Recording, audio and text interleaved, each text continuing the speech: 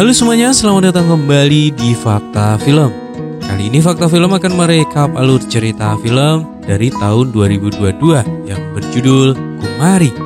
Film horor dari India ini menceritakan tentang seorang wanita yang berhasil mengungkap sebuah rahasia mengerikan dari keluarga suaminya yang selama ini ternyata adalah seorang pemuja setan. Karena hal tersebut membuat nyawa si wanita ini harus dipertaruhkan, terlebih anak sematawayangnya yang akan ditumbalkan kepada setan yang selama ini disembah oleh suaminya.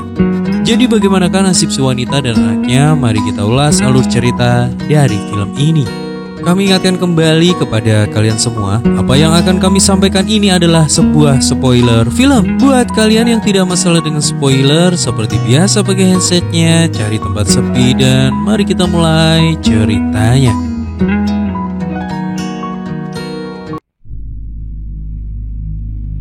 Di awal film, kita diceritakan dengan sebuah narasi yang menceritakan tentang sebuah legenda dari seorang dewi yang jatuh cinta kepada bumi dan lantas menikahi salah satu penghuninya, hanya untuk menghasilkan anak-anak yang tidak mirip seperti dewa ataupun manusia.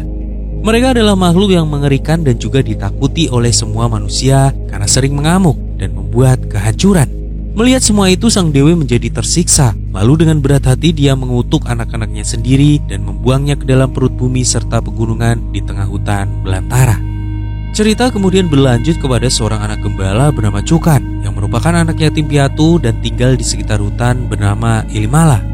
Suatu hari diam-diam Cukan mendatangi rumah seorang juragan beras yang bernama Tuan Tupan yang merupakan keluarga Kang Hirangat, dikenal kejam juga pemarah.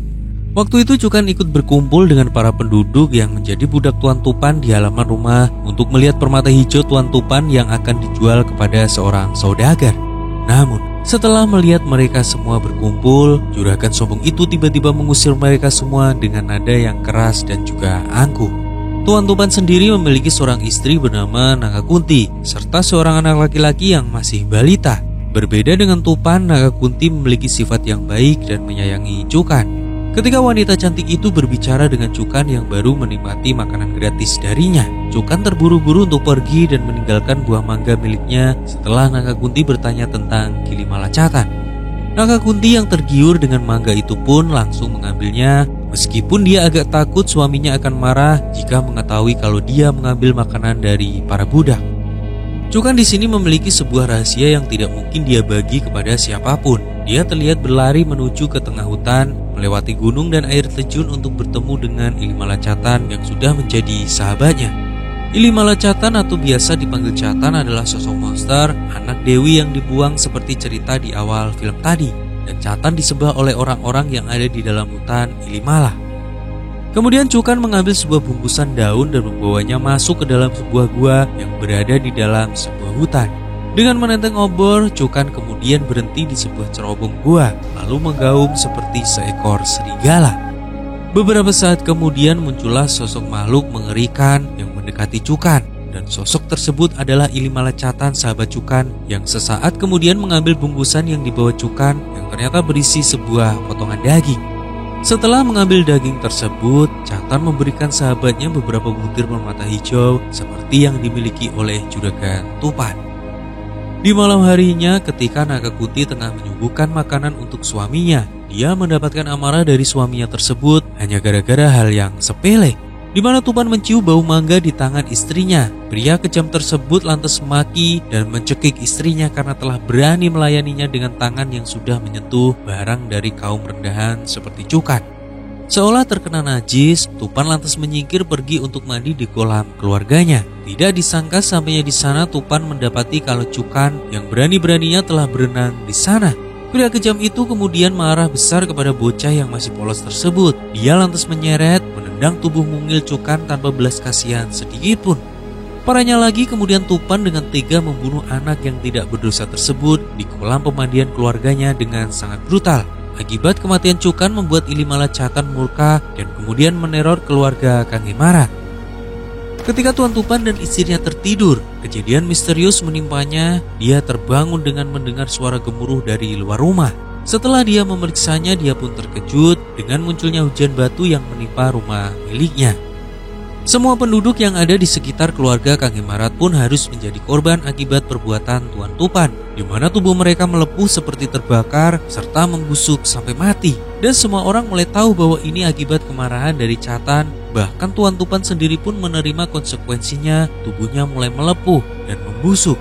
Tidak ada satupun tabib yang didatangkan bisa menyembuhkan penyakit yang dia derita. Sehingga untuk menyelamatkan keluarga serta desa, Tupan kemudian memutuskan untuk memanggil kekuatan gelap yang lain di dalam dunia bawah, yaitu Garidevan, tepat pada malam bulan purnama. 12 generasi setelahnya, seorang gadis cantik bernama Kumari yang tinggal di sebuah desa bersama dengan paman dan bibinya berniat ingin menjodohkannya. Paman Kumari berkata karena orang tua Kumari yang sudah meninggal semua, dia akan menjadi wali untuk Kumari untuk mencarikan seorang suami yang baik. Dan di sini dia menjelaskan kalau beberapa orang dari keluarga terpandang akan datang untuk melamar Kumari dan langsung menikahinya. Namun di sini Kumari tidak dijelaskan oleh pamannya tentang siapa sosok pria dan juga keluarga barunya nanti. Mendengar hal tersebut, kakak Kumari yang bernama Jayan menentang keras keputusan pamannya, namun semuanya percuma karena pamannya tidak mendengarkan apapun alasan dari Jayan. Dan sang paman lantas meminta Kumari agar mau menjelaskan kepada sang kakak tentang keputusannya tersebut. Kumari pun langsung mencoba berbicara kepada Jayan soal keputusan sang paman. Namun di situ Jayan menjelaskan bahwa pria yang dijodohkan dengan Kumari adalah seorang pria yang memiliki kelainan mental bernama Dhruvan. Dia berasal dari keluarga yang tinggal di sebuah tanah terkutuk, dan Dhruvan sendiri adalah keturunan termuda dari keluarga itu yang memiliki seorang saudara laki-laki bernama Acutan. Karena orang tuanya yang sudah meninggal, mereka berdua tinggal bersama pamannya yang merupakan seorang tuan tanah. Jayan merasa ada yang tidak baik tentang hal itu, makanya dia berusaha menentang perjodohan sang adik. Singkat cerita, di keesokan harinya datanglah Dhruvan dan keluarganya ke rumah Kumari. Mereka dipaksa menikah dengan orang yang tidak mereka kenal sebelumnya. Resepsi pernikahan Kumari dan Dhruvan berlangsung dengan sangat meriah meskipun cukup sederhana. Dan setelah acara prosesi selesai di hari itu juga, Kumari langsung diboyong oleh Dhruvan untuk pergi ke tempat tinggalnya. Ketika di tengah perjalanan, mobil pengantin itu tiba-tiba dihadang oleh wanita tua yang berkata mengenali Kumari. Wanita tua tersebut melarang Kumari agar tidak pergi ke tanah suaminya karena katanya itu adalah tanah yang terkutuk. Tentu saja, keluarga Dhruvan tidak menghiraukan perkataan wanita tua tersebut dan lantas melanjutkan perjalanan mereka kembali. Setelah menempuh perjalanan yang cukup jauh, sampailah Kumari di rumah keluarga barunya. Di sana dia disambut oleh kedua kakak ipar Dhruvan dan serta bibinya. Sementara itu di tempat lain di sebuah gua, tempat bersemayamnya Chatan, seorang wanita dari suku Mutama mengatakan bahwa yang ditunggu-tunggu selama 12 generasi telah tiba. Sampainya di dalam rumah, Kumari lantas masuk ke kamar dan mendekati suaminya sambil meletakkan ramuan di atas meja. Namun Dhruvan mengabaikan Kumari dan malah pergi tidur sendirian. Dari jendela kamar, Kumari melihat kalau paman Dhruvan tengah melakukan sebuah ritual di sebuah punden. Kemudian di keesokan harinya dia langsung mendatangi tempat ritual tersebut. Kumari juga menjelajahi hutan di sekitar tempat ritual itu, lalu menemukan sebuah pagar besi dan membukanya. Dari balik pagar tersebut, Kumari melihat Cukan yang mengulurkan mangga kepadanya, namun belum sempat menghampirinya, saudara ipar Dhruvan datang dan melarang Kumari untuk tidak mendekati tempat itu lagi. Kemudian, Kumari diajak ke kolam keluarga Dhruvan dan dijelaskan bahwa dia dilarang mendekati hutan tadi karena itu milik Kilimala Chatan. Kumari yang tidak mengerti siapa Kilimala Chatan pun lantas dijelaskan tentang kisah Tupan yang dahulu telah membunuh seorang anak bernama Cukan di kolam itu pada 12 generasi yang lalu. Kilimala Chatan yang menyayangi Cukan pun murka dan mengutuk tanah tersebut beserta keluarganya. Tupan yang tidak punya jalan lain untuk menyelamatkan desanya lantas nekat memanggil Garidevan melalui ritual khusus sehingga Chatan tidak mengganggunya lagi.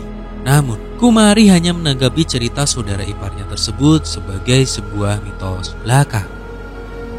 Di malam harinya saat Kumari terbangun dari tidurnya karena mengalami mimpi buruk, dia mendapati suaminya duduk termenung di sampingnya. Setelah Kumari menegurnya dan bercerita tentang kesepian, Dhruvan lalu memberikan sebuah benda yang katanya bisa membuat Kumari terhindar dari mimpi buruk.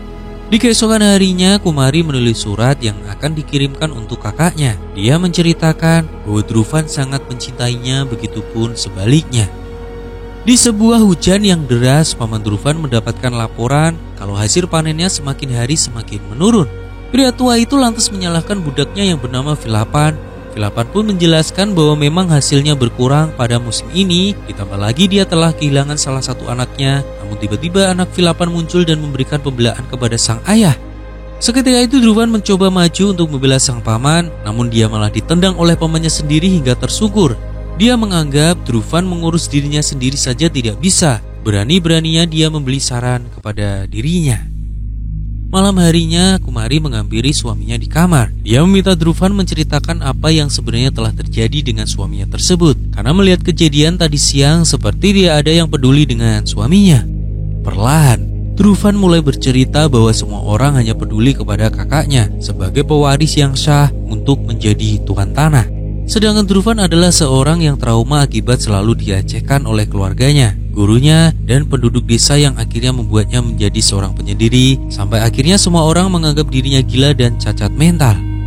Mendengar cerita itu membuat Kumari simpati dan berjanji akan menjadi istri dan teman yang baik untuk suaminya tersebut. Dengan perasaan ragu, Drufan memeluk wanita yang kini telah menjadi istrinya. Kemudian Drufan dan Kumari menjadi pasangan yang paling bahagia di tempat tersebut. Pria yang dulunya penyendiri dan pendiam itu kini menjadi ceria kembali. Hingga di suatu hari Kumari tergerak hatinya untuk masuk ke hutan Ilimala setelah bertemu dengan Cukan. Kumari mengikuti roh bocah kecil itu sampai ke tengah hutan dan bertemu dengan wanita tua yang tadi tengah melakukan ritual kepada Catan. Wanita tua berambut gibal itu mengatakan bahwa Kumari sedang mengandung, namun nyawa anaknya dalam bahaya dan hanya Catanlah yang bisa menyelamatkan anaknya.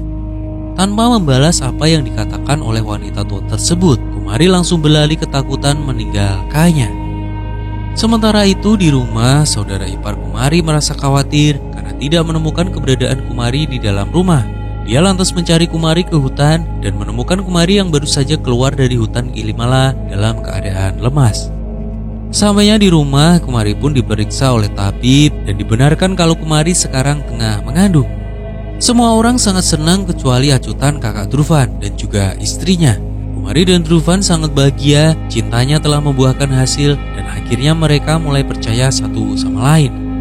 Kumari tidak menuntut, tapi dia memastikan kalau Drufan akan selalu ada di sisinya jika terjadi sesuatu. Dan Drufan pun juga bangga dapat mengendalikan emosinya hanya dengan menghabiskan waktu bersama di sekitar tempat tinggalnya.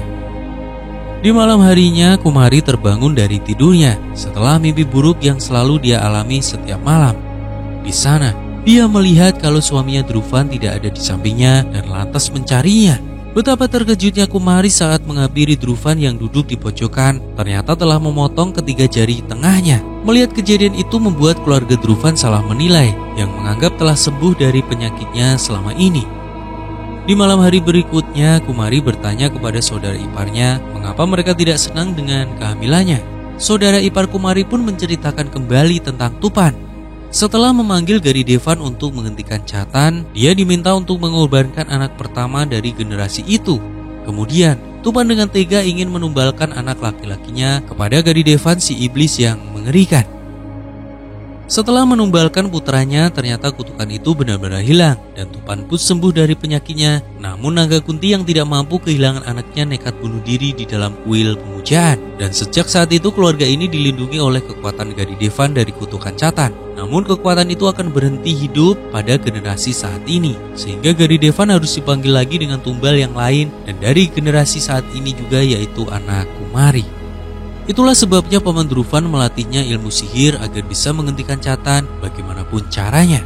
Untuk membuat Kumari lebih percaya dengan yang dia katakan, saudara ipar Kumari tersebut lantas membawanya ke loteng dan menunjukkan sesuatu yang mengerikan, di mana di sana terbaring sosok dengan wujud mengerikan yang tidak lain adalah Tuan Tupan. Pria yang menghilangkan kutukan dengan mengorbankan anaknya sendiri ternyata tidak pernah mati. Dia hidup sengsara dengan menjadi kembang ranjang sejak saat itu.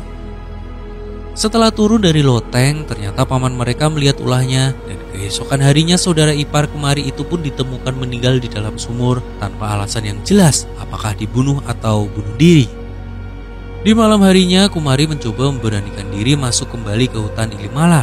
Kemudian di saat yang sama wanita Gimbal dan suku Mutama yang lain sedang menjalankan ritual. Setelah itu bertemulah mereka berdua.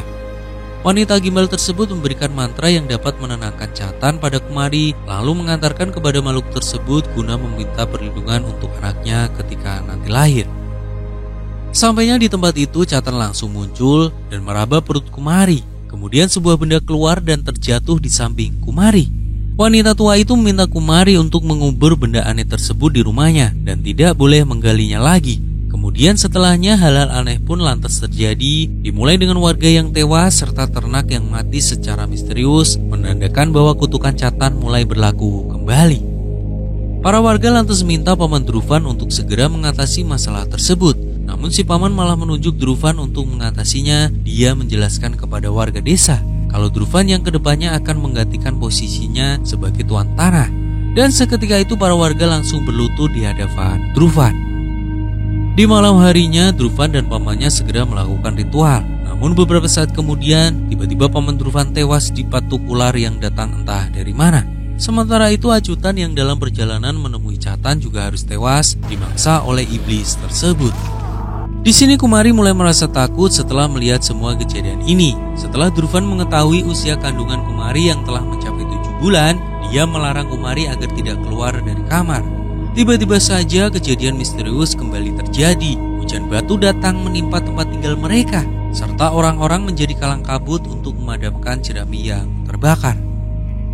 Diduga telah membantu Chatan menjadi murka, Drufan menyandera dan lantas menyiksa salah satu anak budaknya. Anak budak itu menyarankan agar Drufan masuk ke hutan Ilimala untuk menanyakan hal tersebut kepada suku Muntama yang mendiami hutan tersebut. Kemudian, di malam harinya Drufan langsung minta izin kepada Tupan untuk masuk ke hutan Ilimala meskipun Tupan sudah melarangnya. Drufan dan para budaknya tetap nekat masuk ke dalam hutan. Mereka menyerang suku Muntama karena menduga merekalah yang membuat Chatan murka dan menyerang desanya. Drufan juga mengancam wanita tua Gimbal jika berani membawa Chatan ke desanya lagi, dia tidak akan segan-segan menghabisi penduduk suku Muntama. Namun, wanita tua itu malah berbalik memperingatkan Drufan agar Drufan tidak akan mengorbankan anaknya sendiri hanya demi menyelamatkan warga desa. Beberapa saat kemudian, wanita tua tersebut mengeluarkan suara auman untuk memanggil Chatan. Dan benar saja, auman Chatan menggegerkan Drufan dan para pengikutnya, buat mereka berlari ketakutan menyelamatkan diri keluar dari hutan Ilimala.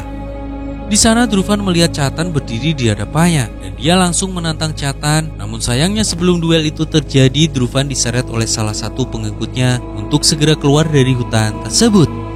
Sampainya di rumah, Drufan mengamuk setelah mengetahui kalau istrinya ternyata terlibat dalam kemurkaan Ilimala Chatan.